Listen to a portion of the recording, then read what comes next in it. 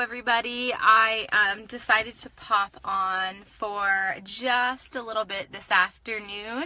I just got back from a doctor's appointment and have a meeting in a little bit, a phone meeting. So, yeah, I just had a little bit of free time in between, and before I went into my house, I decided to do a quick live chat here in my car, because this way my dogs cannot interrupt us and bother us. So here I am, and let me adjust my Wi-Fi setting. I just wanted to come on and in person ask you all to go ahead and vote for me in the Inspiring Lives magazine Empowering Women Awards. I posted a couple of links earlier on my Arthritis Ashley and Ashley Boyne Shuck Facebook pages. It's super easy, and I'm not exaggerating when I say that. You literally click the link, find my picture and my name, and click on it. That should cast your vote, and you'll get a confirmation after you vote to let you know that it went through. And you can vote as many times as you would like from now through May 28th. So if you could go ahead and vote, I would greatly appreciate it. And please share that link with your friends and family and on your social media if you feel called to do so. I would really appreciate it. I also wanted to let you guys know that nominations are open for the We Go Health Activist Awards. Now, you don't have to nominate or vote for me, but please take a second, and okay, it's more than a second, take 5-10 minutes to go ahead and nominate your favorite patient advocates. You can nominate advocates in more than one category. There's more than one award, so if you have a bunch of different patient leaders and patient advocates that you follow regularly, this is a great opportunity to thank them and give back for the patient leadership work that they do. As you guys know, the patient advocacy and patient leader role is vital in the patient communities and keeping patient engagement alive, and helping kind of bridge that gap between us as individual patients and pharmaceutical companies, healthcare organizations, patient advocacy groups, and things of that nature. So yeah, like I said, it doesn't have to be me. If you want to nominate me, I'd be completely honored and flattered. If you don't, that's fine, but please take a few minutes to go ahead and nominate your favorite patient advocates and health activists. And that is, again, the We Go Health Activist Awards. I posted a link to that earlier today as well on my Facebook. Don't know if I'm able to see comments today. You can leave me a comment and try. As you all know, it's very, very hit or miss. I sometimes see your comments, I sometimes don't see your comments, so who knows. And excuse my roots. I have needed my hair done for like quite a few weeks now. Unfortunately, I was very sick and had to cancel my last hair appointment, and it is showing. For those of you who don't know, my natural hair color is a lot more Kardashian than Britney. So let's just say it takes a lot of work to keep it blonde, and it's looking rather haggard today. So I do apologize. Anyway, I will wait and see if I get any comments. If not, I'll hop off here soon. I have a meeting this afternoon with DonorPath and Network for Good, who are partners with us at the Autoimmune Registry.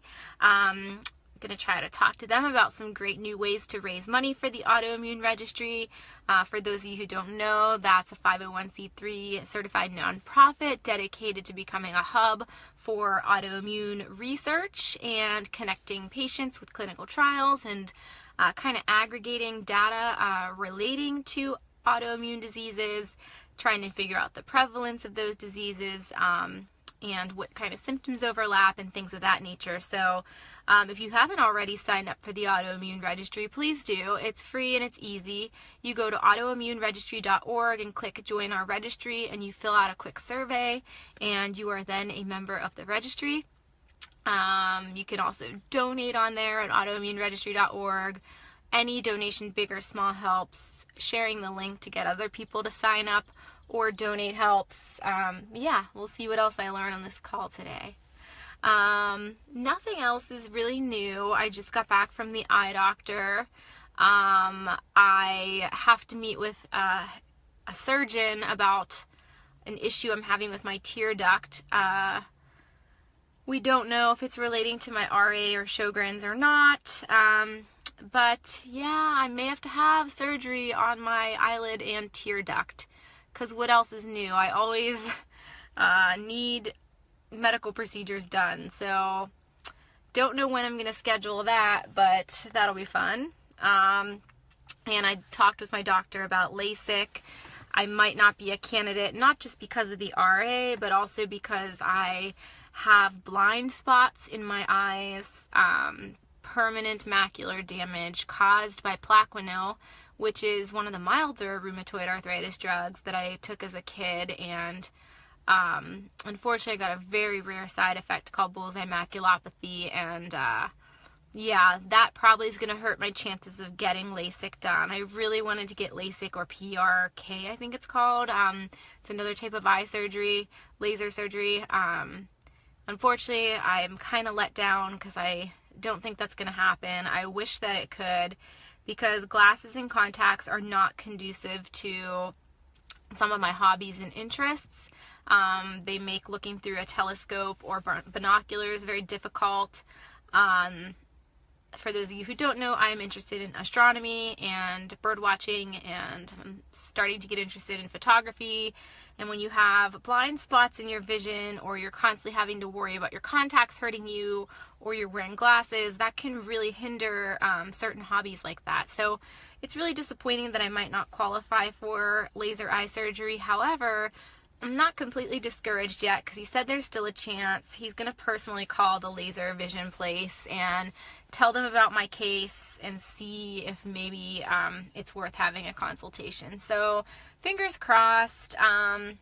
Yeah, it was an interesting eye doctor visit. I mean, there was a lot to unpack there, and as usual, it's just one thing after another, but I'm hanging in there. I had a rough morning, terrible pain yesterday and Saturday night.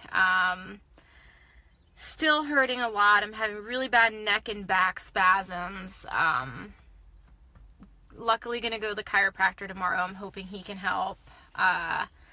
Yeah, I'm telling you guys, sometimes the muscle spasms and the migraines and now the osteoarthritis is worse on me than the RA. But as you know, those symptoms come and go, and you know, there's some days that the RA is worse, but lately it's been this other type of pain, and it's unrelenting.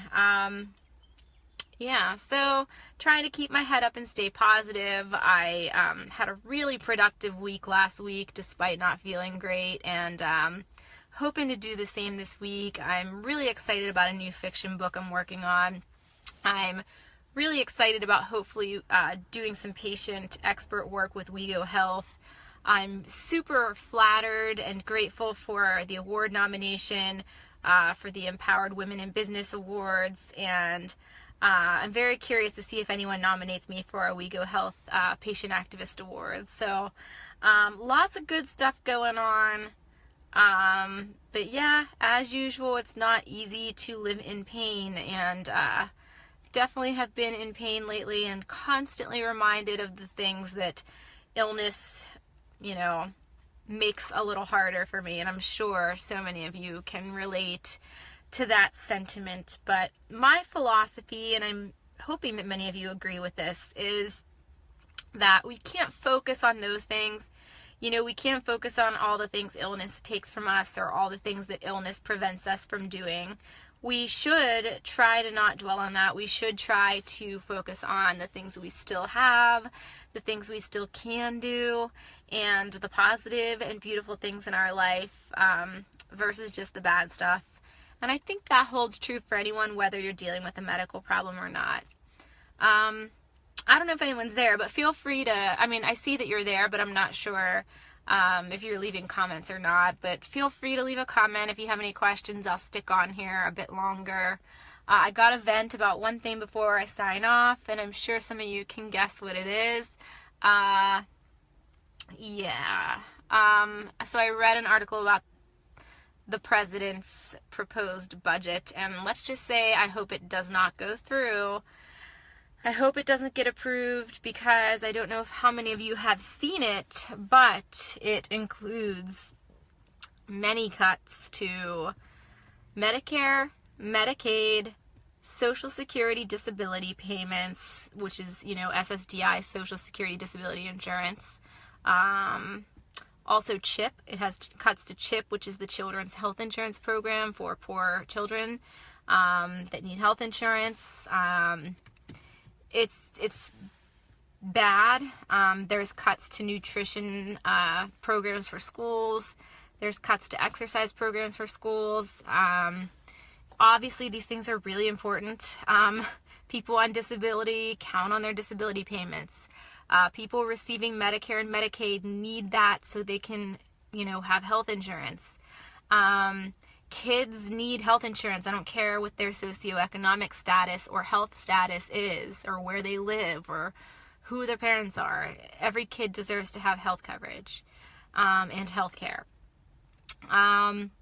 Yeah, I guess you could look at school lunches as not that important. However, those lunches and breakfasts and such are sometimes the only full meal that some kids get in a day. Some kids are so food insecure that the only food they get is through the school. So taking away nutritional standards for these meals is a shame. There's also cuts to food stamps. Well, guess what? People rely on food and food stamps if they can't afford food otherwise. They need that food to stay healthy. So if you're taking away their access to healthy food and taking away their health insurance to get health care and health coverage when they're sick or ill or injured, what is left? I don't understand. If this administration just wants sick people and poor people to just die off, I know that's not the case, but I have no explanation for the cruelty that I'm seeing. And this is all on top of the American Health Care Act, which, as we know, is worded very deceptively to make people believe that they're safe when really it's kind of questionable as to whether or not they are. There's a lot of bad things in that bill, and there's a lot of bad things in this proposed budget. Let's not forget all of the millions of dollars that are being cut from medical research through the NIH that is vital. A lot of this medical research is biomedical research, which, just so you guys know, is cancer medicines and biologic drugs used for the treatment of rheumatoid arthritis, which is the second most expensive disease to treat aside from cancer. So we need that funding. We need funding for biomedical research. We're never going to get a cure unless we have people working towards it. So my prayers are that this budget doesn't pass as is, that the Senate won't pass the AHCA. There's just so many problems in this current administration, and again, to me, it's not political. It's not a party thing. It's a humanity thing, and to me, health and healthcare are very, very, very, very, very important. This is literally life or death for some people. And just because it might not affect you personally doesn't mean it's not an important issue, and doesn't mean that it doesn't matter. Being able to turn a blind eye to a problem just because it doesn't affect you personally is the utmost highest example of privilege that there is. So, if you're not worried about this stuff, then consider yourself lucky and privileged to have the luxury, yes, the luxury to not worry about it. Because some people are literally afraid for their lives and their livelihoods. So maybe their life won't be lost, but their livelihood and their quality of life could be greatly diminished. Just something to think about. I think that regardless of your political views, these issues are something that we all should be on the same page with, as patients and as patient advocates. So that's just my 2 cents in my opinion. There's a lot of other things in the political and socioeconomic and cultural, landscape that we could argue and debate until we're blue in the face, and we'll never see eye to eye, and we'll never agree. But I don't know how you can disagree with just, why would you not want people to be healthy? Why would you not want people to have access to the same care that you have if you're ill. That lack of empathy and compassion just crushes me. It just crushes me, because that's not, the America that I know, and that's not the world that I would want to bring kids up in. I wouldn't want to be a person who only cared about myself, and in fact, I have pretty much demonstrated, I think, I've tried to at least demonstrate it in my life, that I care very much about other people and care about the bigger picture and care about things beyond myself. And I just wish that some of these politicians and lawmakers did the same, just like we were talking about last night with the troll that said you can just make the choice to be healthy, and that, being sick is a choice. Just like we said with him, walk a mile in our shoes. I hope that, these people never have to experience the depths of pain and illness that so many of us do.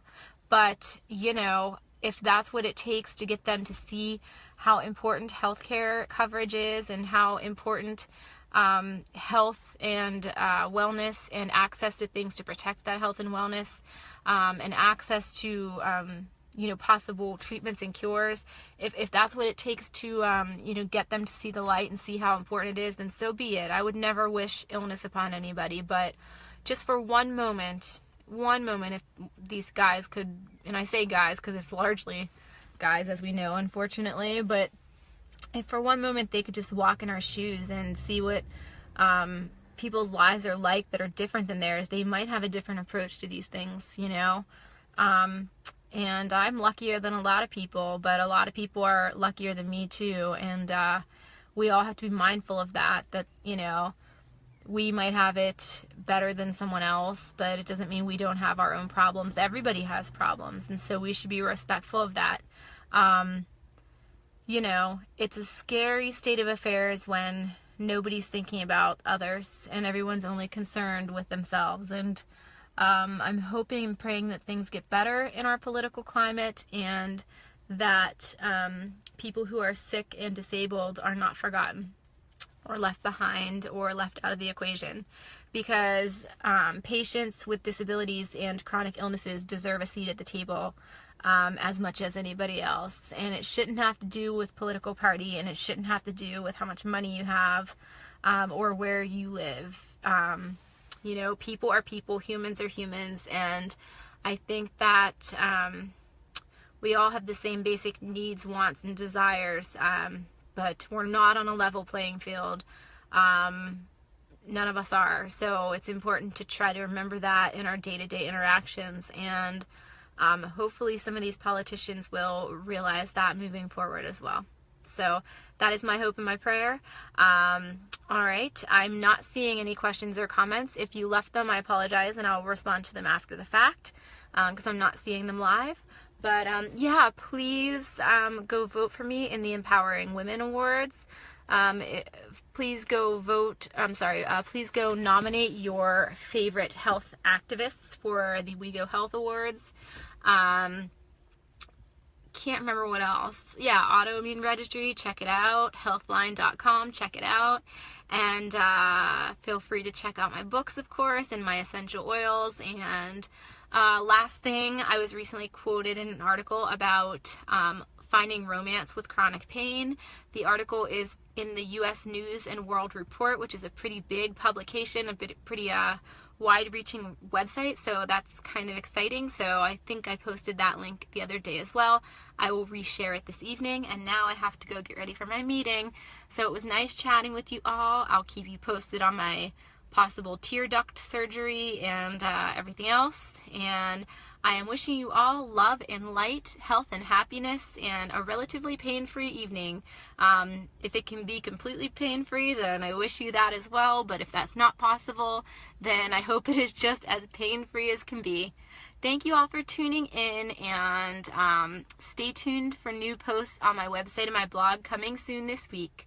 If there's any topics that you would love for me to write about, please leave a comment and let me know. Thanks all. Have a great rest of your day. Bye-bye.